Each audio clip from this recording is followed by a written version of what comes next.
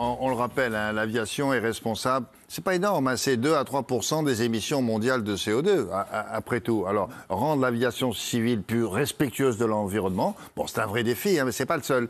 Alors, il y a plusieurs pistes qui ont été envisagées. Rodolphe Bonas, on n'en est qu'aux prémices, là, pour l'instant. On en est au début, et malheureusement, je peux vous dire que l'avion vert, c'est pas pour demain, même si, et ça, en faisant cette chronique, on a vraiment creusé le sujet, même si l'industrie aéronautique s'est engagée au zéro carbone en 2050. 2050 pour une industrie comme l'industrie aéronautique, c'est demain. C'est absolument incroyable. Alors vous allez voir qu'ils vont fonder aussi une partie de leurs espoirs sur l'hydrogène. Je ne sais pas si vous vous souvenez, l'hydrogène, c'est ce qui faisait voler les fameux zeppelins à l'époque. Eh bien, figurez-vous que ce carburant, en fait, ce combustible revient un peu au goût du jour, et particulièrement dans le domaine aéronautique. Alors, quand on parle de nouveautés, d'innovation et de créativité, qu'est-ce qu'on fait ? On y va. On enquête, on est allé en effet à Toulouse, chez Airbus. Même jusqu'à Toulouse. Oui, jusqu'à Toulouse. Et regardez ce reportage, vous allez découvrir les nouveautés de l'aviation de demain.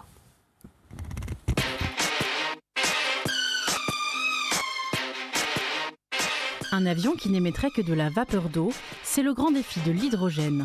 Une technologie innovante en aviation qui n'en est qu'à sa phase expérimentale. Cet avion va servir de démonstrateur, de laboratoire volant pour les technologies hydrogène. Il ressemblera à ça, avec ses 4 moteurs classiques et un 5e moteur qui sera le moteur à hydrogène sous test. À la fin des essais, tous les moteurs fonctionneront à l'hydrogène. Là, on se trouve sur le pont principal de notre A380. Il y a des capteurs, il y a des outils de mesure et ça permet vraiment de mesurer les paramètres pendant une campagne de vol. Airbus annonce une mise sur le marché en 2035. Problème, cette énergie prend de la place, 4 fois plus que le kérosène. Sur les avions actuels, le carburant est stocké dans les voilures, c'est-à-dire dans les ailes de l'avion.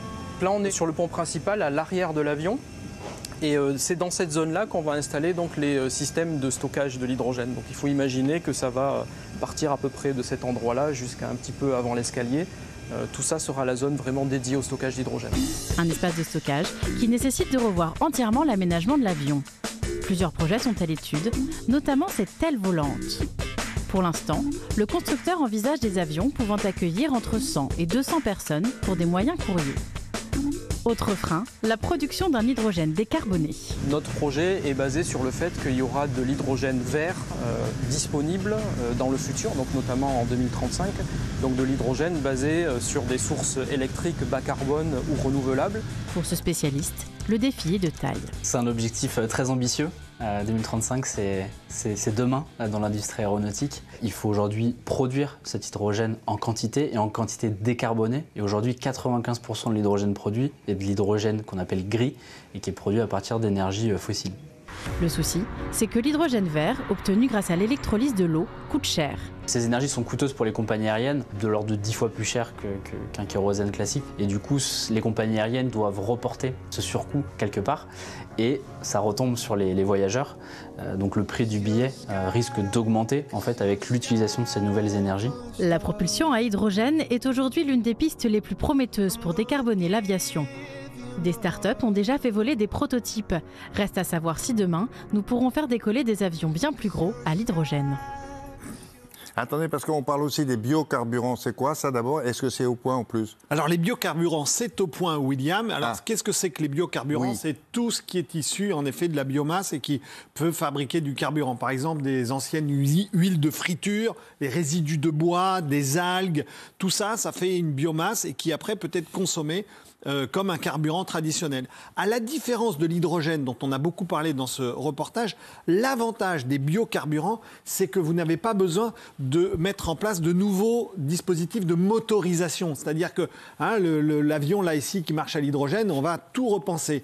Les biocarburants, vous pouvez les utiliser dans des moteurs d'avion actuel. Ça, c'est absolument incroyable. Alors, il y a quand même quelques défauts à cette biomasse. C'est qu'en effet, ça prend beaucoup de place. On en a parlé aussi.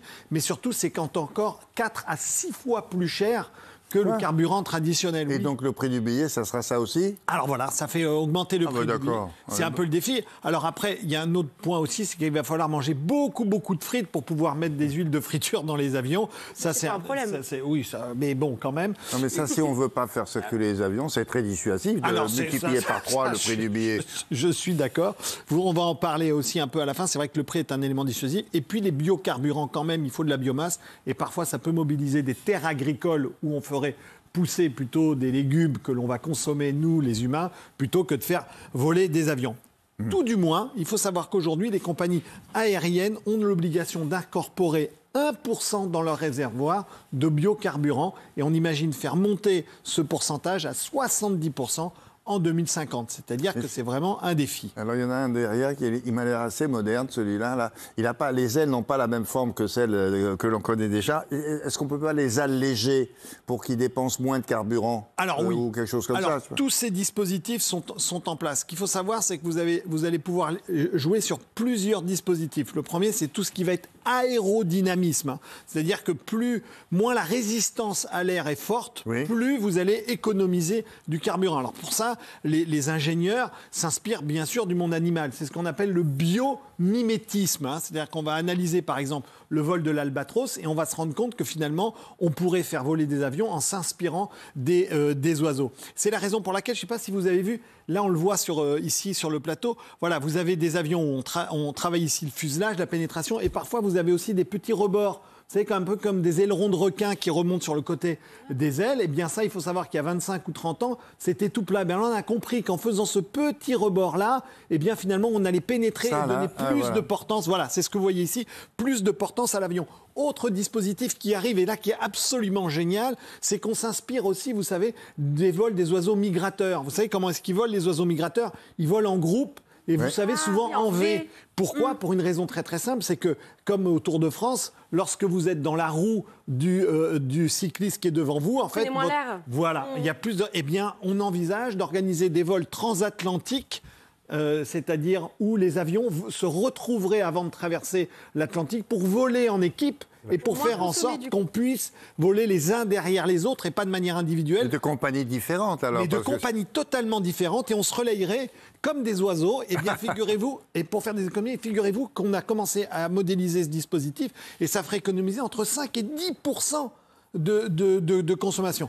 Donc c'est pas rien. Et vous en parliez tout à l'heure, on va jouer bien sûr sur le poids des matériaux. Plus les avions sont légers, moins ils vont consommer. Donc là, on réfléchit à des sièges qui sont plus légers. On réfléchit aussi, Michelin réfléchit à des pneus qui sont plus légers. Et on a même aussi des dispositifs dans lesquels on réfléchit à des avions qui n'auraient pas de hublot, pour faire en sorte que ça soit encore plus léger. Moi, j'ai même vu qu'aujourd'hui, on demande aux gens de ne pas voyager avec leurs valises pour pouvoir louer des vêtements quand ils arrivent sur place. Tout à fait. Ça, c'est au Japon. Ça, c'est au Japon.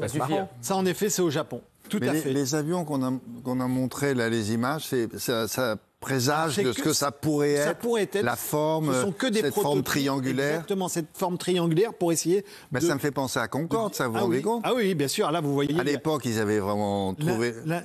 ils étaient alors ça pourrait être ça. Voilà, c'est ça. Ça, ce sont alors là, ici, je pense qu'on est sur les avions. On va passer plutôt sur l'aspect électrique, parce que ça existe. Il y a des avions électriques, William, et en particulier, il y a une compagnie israélienne qui s'appelle Evasion Aircraft, qui a fait voler pour la première fois un avion 100% électrique en avril, avec une capacité quand même de 9 personnes à bord. Malheureusement, le vol n'a duré que 8 minutes. Bah oui, parce que en effet, la taille des batteries est telle. Aujourd'hui, on n'est pas encore... voilà. Donc, on ne peut pas encore appliquer l'électrique sur des vols long courriers, mais c'est quand même une piste. Et on voit très bien qu'il y a peut-être des combinaisons à faire entre l'hydrogène, la biomasse et l'électrique. L'avion, vous voyez, on le voit qu'il a volé un peu. Exactement, vous le voyez. C'est trop lourd, les batteries, pour l'instant. Incroyable. Bon, donc des avions plus verts, pourquoi pas? Enfin, c'est pas demain, c'est plutôt après-demain. Hein. Non, c'est plutôt après-demain. C'est vrai que sur les vols long courrier, on va avoir ce dispositif. Petite précision quand même, peut-être que la vraie solution, si on voulait diminuer finalement le poids de ces gaz à effet de serre de l'aviation, c'est aussi peut-être de moins prendre l'avion. On l'a vu lors du Covid, lorsque les avions étaient cloués au sol, eh bien c'est vrai qu'on a moins pris l'avion. Et là, sachez qu'aujourd'hui, cette année, on prévoit plus de 4 milliards de passagers aériens en 2023. C'est quasiment le même chiffre qu'en 2019. Moins prendre l'avion, ça dépend des trajets que vous voulez faire. Oui, en Europe, ça se comprend. Mais si vous voulez aller à gauche ou à droite de l'hémisphère, vous vous rendez compte? Vous traverserez en bateau. Ça va mettre du temps. Mais on s'arrêtera, on fera comme Caroline Iturbide, on s'arrêtera dans tout le monde. Et puis on mangera des œufs mayonnaise. Merci beaucoup.